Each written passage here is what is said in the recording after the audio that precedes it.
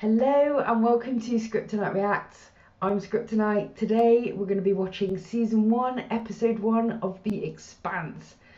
I think it's called Dulcinea. I've never heard that word spoken, so I'm sure I've mispronounced it. I am so excited about going on this journey.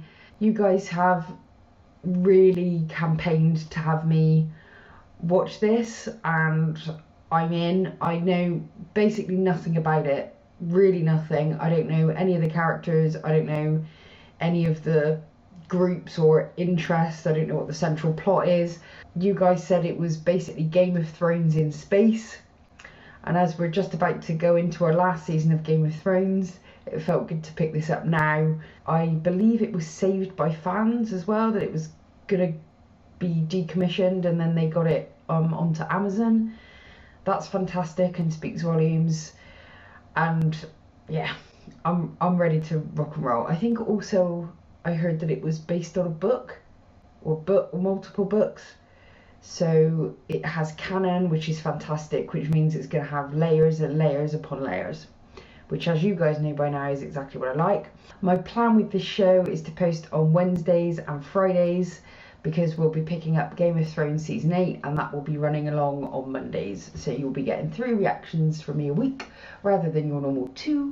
Episodes of The Expanse will be on Patreon, uncut, picture-in-picture, so you can watch along with me the whole episode, with the episode showing in a corner.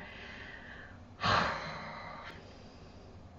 don't think I need to say anything else. I'm really, really excited to see what this show is about, who's in it.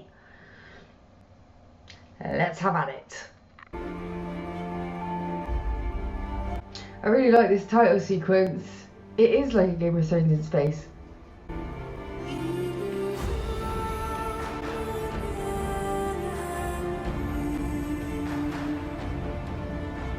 Just like settlements in space or something. I love trying to guess what a show's about from the title sequence when you actually don't know.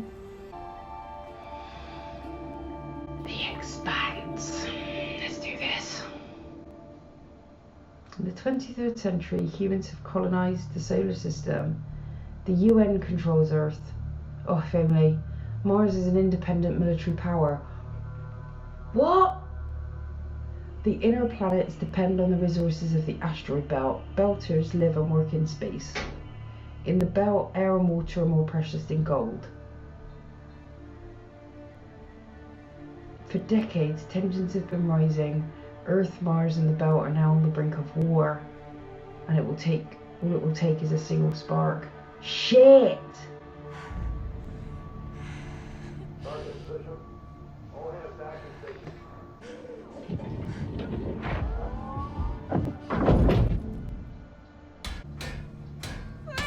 What's happening to her? Who is she? She looks like she's in a cell with no gravity. That would fuck me up.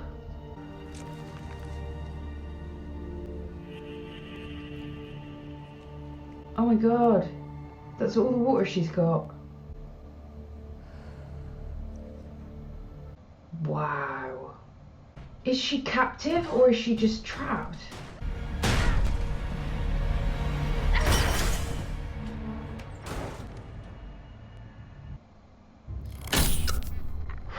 Shit. Julie, okay. Scopuli. Is that a surname? Or is it brand name? Airlock. Oh god. Something's been here. Shit! This is not good. This is not good at all. I don't like any of this. Oh, this is sci-fi o'clock and I'm here for it.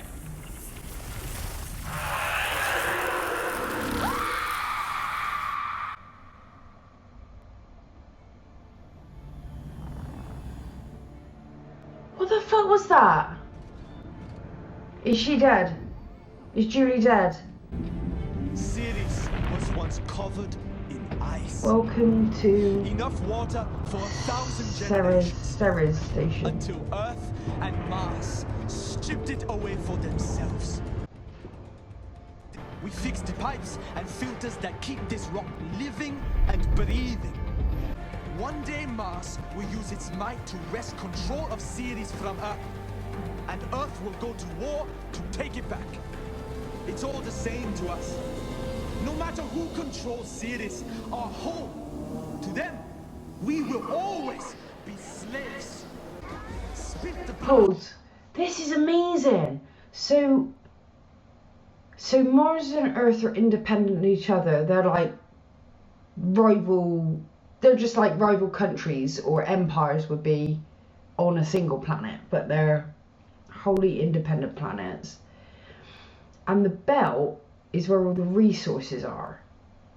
And so you have all these people, I take it, working their tits off at the belt to produce this wealth and, you know, all of these life chances which are going to Mars and Earth.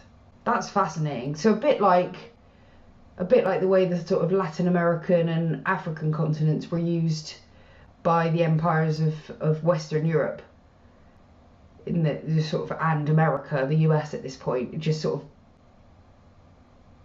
pillaging their resources and their labour in order to create wealth and prosperity somewhere else. I like this. And I'm guessing there's maybe some rebel factions in the belt that are trying to recruit people to say, like, fuck it doesn't matter whether it's Mars or Earth, we're getting fucked over by these bricks. Okay, I'm in for it. Play. Watch your eyes. People get killed for a wrong look around here. We brought him in for inciting. Time to place. Well, voila. What is well walla? I can hazard a guess. Traitor to my people. Traitor Well, to we me. have work to do. Tenta deshlik boja. Iraim bobo tadeshu bicha. I could do with some subtitles. You never gonna pass for a belter. The time they look at you, they're always gonna see Earth. Yeah, coming from a guy dressed like an earther. What's the deal with the hat? Keeps the rain off my head. It's from growing up in low G. Your muscles don't develop right. And I guess that's from generations in low G, huh? Someday, see every belter's gonna look just like that. That is incredible. He has spurs at the top of his spine where the bones didn't fuse right. He got the cheap bone density juice when he was a child, probably a ward of the station. So even if he disguises himself, he's just like me. You get nothing like you, long bone. Take your OPA bullshit back to the Medina. Wait for the revolution. So he's posing like he's from Earth, but he's actually a belter. Is that right? Good. Now arriving, Midtown You need to pay a Crescent visit then. Station. Exit for Star Helix. I don't have anyone's name yet. As they said it, I've missed it, so... Little lost daughter case. Ariadne and Jules Piermont. And they misplaced the daughter. Black sheep. Went to college, Right. got involved with a group called the Far Horizons Foundation. Students. Big ideas and big mouths. That's the one we saw at the beginning. Find Julie Mao if she's still here on Ceres, detain her and ship her home. Okay. But I would drag my... Watch out! Oh shit! Oh my god, he lost an arm! Hello? Gravity hazard. There's so many did the Earth move for you jokes there, I'm not even gonna start. Hey, I need some Z-Pro. Been cleaned out for 2 weeks. You have to count sheep, start. Oh. Okay, he's having trouble sleeping. Ceres Station, here we come. Please adjust your tray tables and seat backs into their upright and locked positions. Shut up, fly, would you? You too, boo-boo. Pause. So I'm just assuming these guys are now going off to deliver the water that they're chopping the ice up, I guess, to then sell at Ceres. I'm really liking this so far, by the way. I absolutely fucking love sci-fi. My heart is with Star Trek. That's like my main sci-fi program. Next Generation and Voyager are my favourite. Yeah, the only issue I have at the moment is names. I know Julie. Yeah, that's it. Play. What the hell?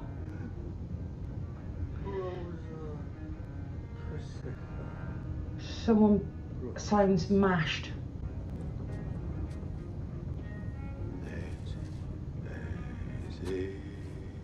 Mike! Better call Saul. We make it all this way. Oh shit. Come on now, X. Whoa!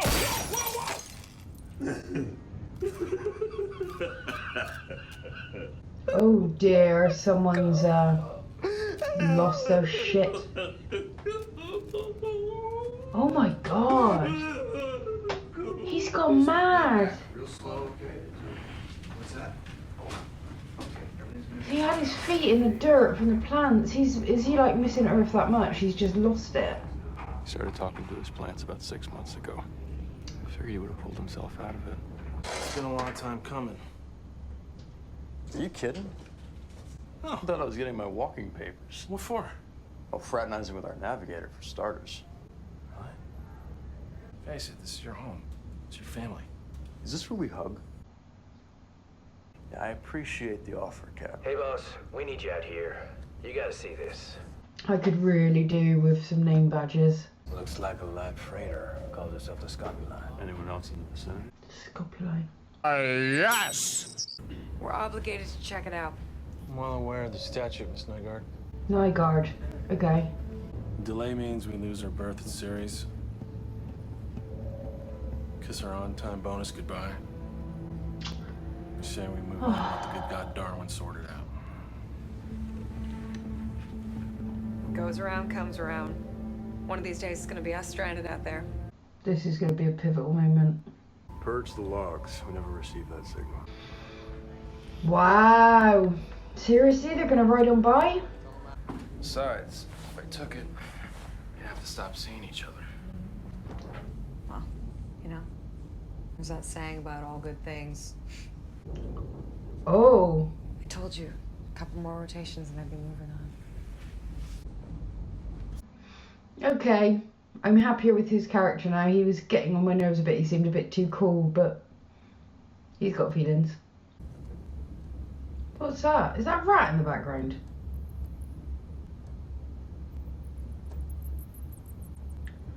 Okay. You never saw that shit on the Enterprise.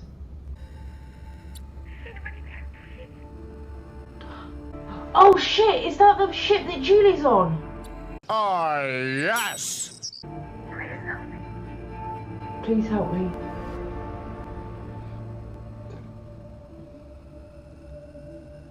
Go back! Take the badge and go back. Ooh! We get to see Earth! Oh, I love this woman.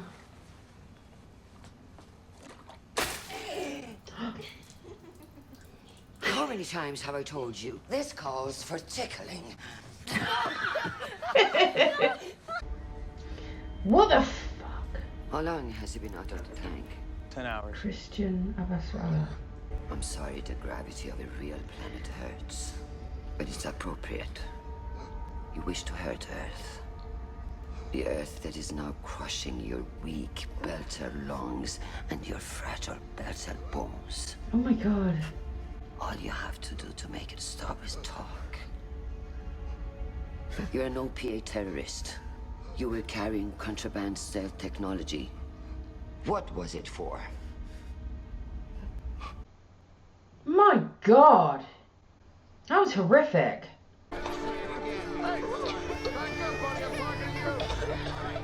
What's up, Dal? Cheap ass air filters cracked out second time this month. I guess this guy pays well to be taken care of, huh? Pays him. Yeah. That distress call we never received. It was logged with HQ by some anonymous piece of shit do-gooder aboard this ship. At least somebody has a soul. Now we're forced to divert or the firm's legally on the hook. Is there a problem, XO? Acting, XO. Dispensers are full. This will be a high G maneuver. Prepare for Ooh. flip and burn. Shit! They gotta take drugs to manage the acceleration? This is gonna be good. Shit!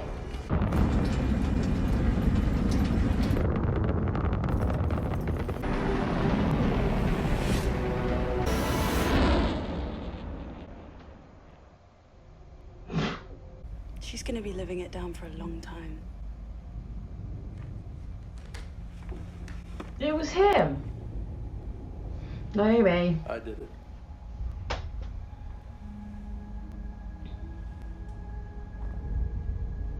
Just couldn't shake it. Juliet Andromeda Mao. She's the richest bachelorette in the system. Now, what would a rich girl do to really piss Daddy off on series? Are you asking what I did? Bang every space bucker I could find. Eat something, for God's sake. You look like hell. What about that thing that looks like a big hole in the side? Leda says it's a big hole in the side.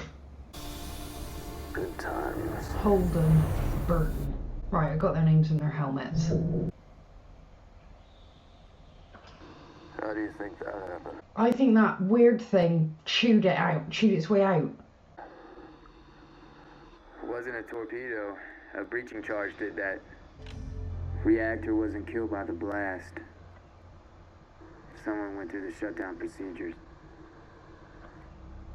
So if everyone's dead, who turned it off? Well, maybe not. If it was a bomb, we'd be toast. It's a transmitter. Holden, ship just appeared near your location. How is that possible? You cleared us out to 1 million clicks. Didn't show up on any of our scopes. We're setting you a rendezvous point. Get the hell back here. Fuck.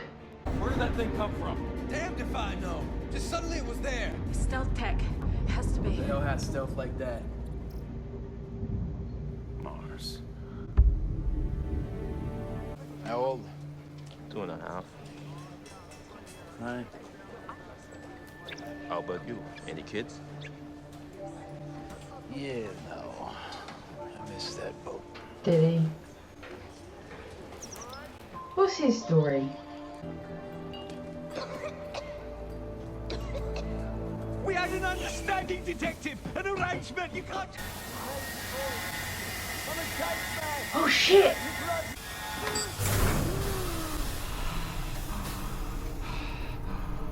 Air is good.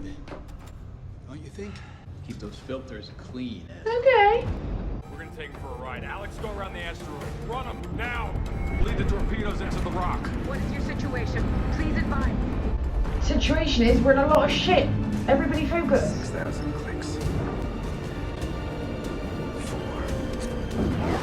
3.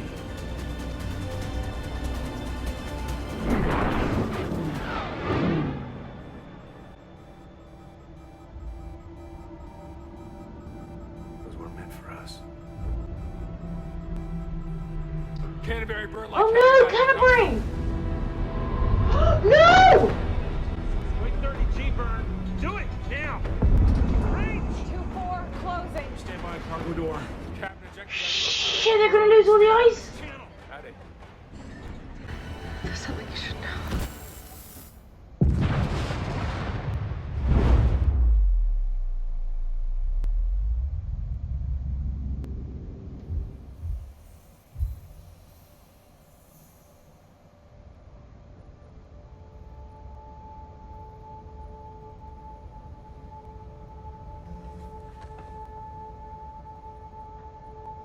Oh my god.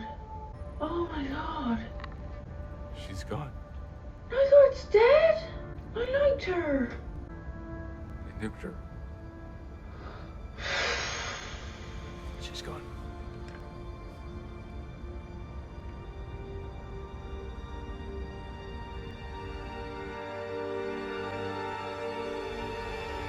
Damn it.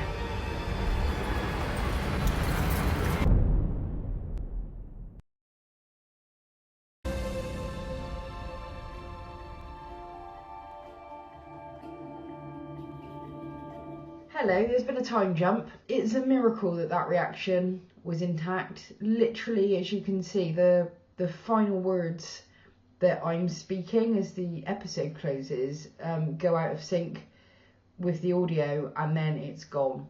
The rest of it was static. So I'm really, really grateful that although that technical issue was really frustrating, particularly on a first episode where people are kind of deciding whether they're going to follow your journey or not, and I'm going to have this really crappy video and audio, which is quite frustrating. But I am still grateful that the reaction was captured, because to have to have recorded it again, and people knowing that that wasn't the first time that I saw it, just would have been really frustrating. So I'm glad that held out. So I'm going to do a shorter review than I did in the video, but at least you'll have my thoughts. So Ceres is actually a dwarf planet that is in an asteroid belt between Mars and Jupiter. So I'm guessing Ceres is that's what they're talking about when they're talking about Ceres. I'm assuming that's geographically in the same place that it is in reality.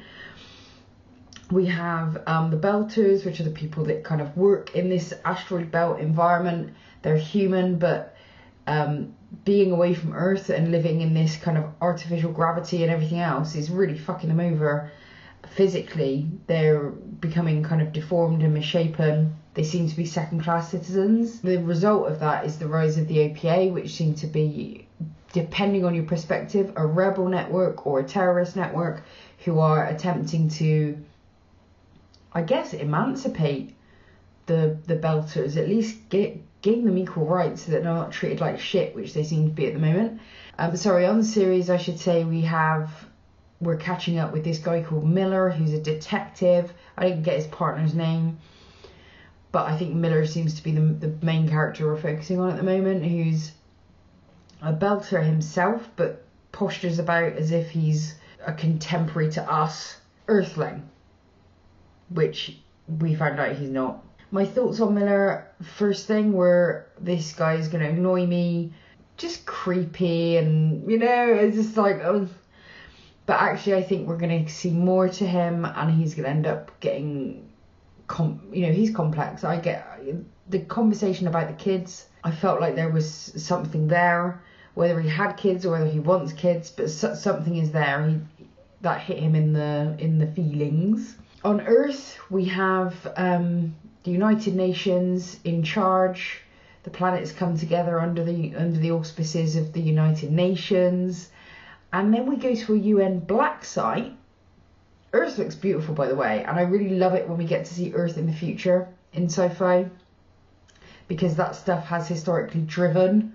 So life ends up imitating art, because those are our dreams of the future, and then we end up creating them. Don't get me started on Star Trek and everything else. Point is, we see Christian Avazarala.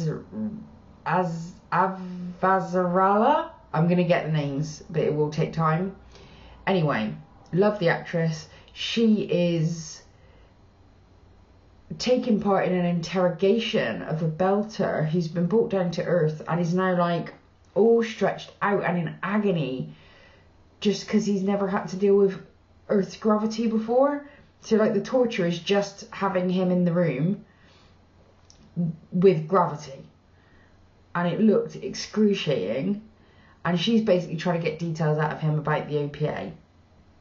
I don't know if she's a goodie or a baddie, or if this show even has goodies and baddies, or if it's just, you know, everyone thinking they're doing the right thing. And most of us, when we're really convinced we're doing the right thing, often we don't apply the same morality to what we're doing as we would our opponents. So it's kind of like, but the ends justify the means. I'm looking forward to seeing more of that storyline. I really do like politics as done in drama when it's done well.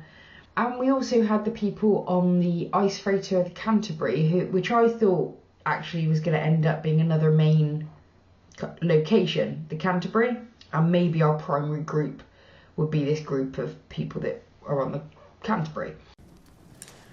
Oh, my sweet summer child. And that's where we have kind of two bits of our story coming together, because Detective Miller on Ceres is looking for this wealthy bachelorette, the daughter of a very wealthy stakeholder who seems to actually be fairly progressive and part of, you know, the protest movement maybe for Belters to have equal rights.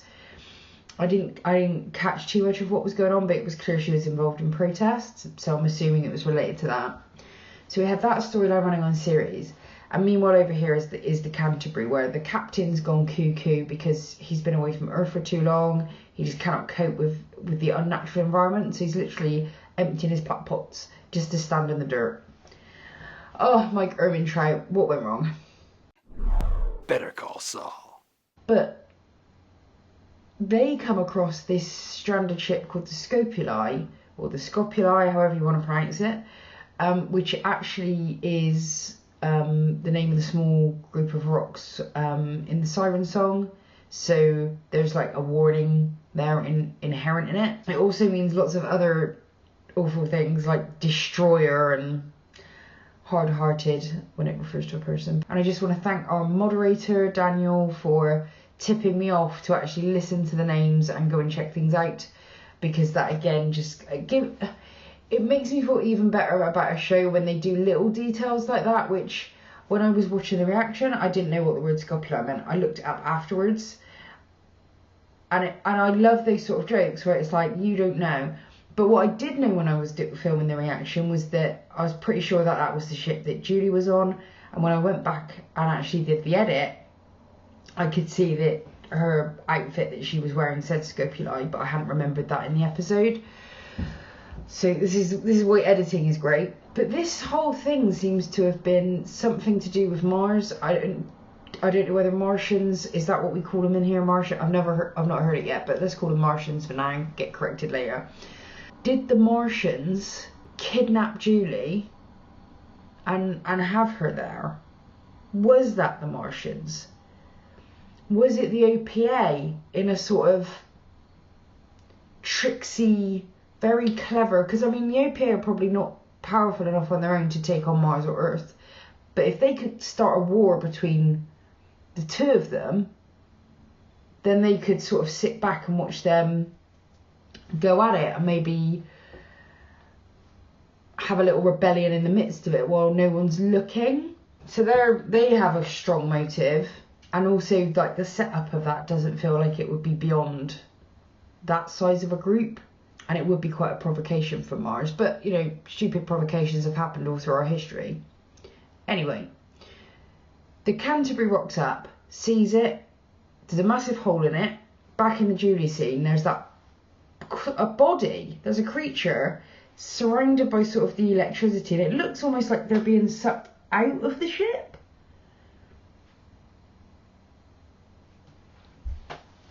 And now there's a massive hole on the outside of the ship. So first of all, they're like, fuck this shit, we want our bonus, let's go back to series, we've got all this ice to sell, nah. But then our Holden decides that he's going to listen to the distress call sent out, and it's, I think, Julie saying, please help me.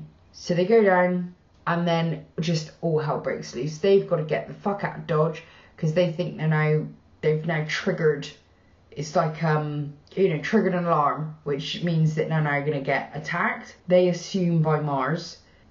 Massive ship comes along. That would suggest it might be Mars, but this massive ship rocks up, fires. We think they're firing at them. They're not. They're actually firing at the Canterbury. So instead of taking out the little ship that's come over to the Scopuli, that wasn't even their. They didn't give two shits.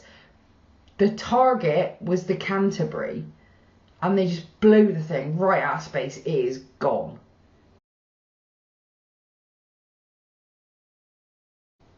Gone. With everyone on board. I was trying to learn people's names. I shouldn't have bothered. I think I'm going to wait a few episodes now until I start really investing in people, because I was shocked. I really thought Nygaard was going to be a significant character. I thought the actress was doing a really good job in that episode of standing out and feeling quite real. So I am genuinely quite sad that she's gone. I would have liked her to stick around. I feel kind of the same about Holden as I do about Miller. You know, he was kind of annoying me, a bit sort of, oh, I get it, macho man in the beginning, but then now he has feelings. I'm liking Alex so far, the guy who's sort of the pilot dude. I think I'm probably going to fall in love with Naomi at some point, whether she's a goodie or a baddie in the longer term. She's pretty and acerbic, and you guys know by now how I feel about that. Avazarala? Anyway, that one, you know who I'm talking about. Really interested to find out more about that character in particular, because she looked absolutely adorable playing with her grandson, and next thing you know, she's taking part in torture. So that's going to be it for my review of the first episode. I loved it. I actually really liked the episode. It's a great way to set the table, start to kind of draw out this universe, which I understand is going to get fairly large and complex, and I didn't feel overwhelmed with that in this episode. It was just enough. The few key players, a few geographical locations, and a big bang. Perfect. Lovely opener. Oh, by the way, for those of you who are watching on YouTube, you can see these episodes in full, that entire episode, picture in picture, just like you're watching it here on YouTube. If you go over to Patreon, you can watch them all full length. It's really cool. And that's going to be it for now. So thank you so much for watching. I hope you enjoyed this. I'm really excited about the next episode. Until then, bye bye.